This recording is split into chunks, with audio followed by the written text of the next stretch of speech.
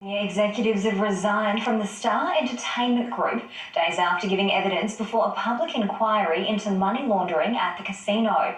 Chief Financial Officer Harry Theodore, Chief Casino Officer Greg Hawkins, and Chief Legal and Risk Officer and Company Secretary Paula Martin resigned on Friday afternoon. The three executives were all accused of providing misleading answers to the New South Wales Liquor and Gaming Inquiry, which is investigating whether the Star is a fit and proper company to hold a casino licence. Their resignations follow Chief Executive Matt Beckier, who resigned at the end of March.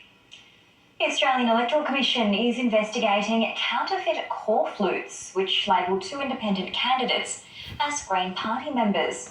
Zali Stegel and Sophie Scabs, who are running in neighbouring electorates on Sydney's northern beaches, have both been falsely described as Greens aligned. Ms Stegel has encouraged the public to come forward with security footage of the culprits.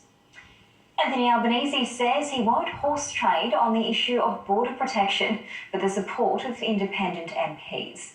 Speaking at the Sky News Kooyong People's Forum on Thursday, independent candidate Monique Ryan outlined her preferred policies when it comes to borders.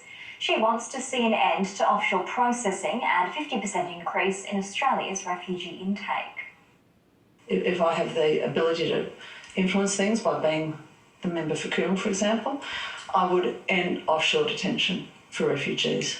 We need to increase our refugee intake by at least 50%. That 1,300, 5,000 figure that Mr Frydenberg gave us is the lowest it's been in 20 years. We also need to end the temporary protection visa system because it's punitive, it involves unnecessary paperwork, and it's really cruel for people that they can be held in a limbo for 5, 6 or 7 years. Labor is opposed to the temporary protection visa scheme but supports offshore processing.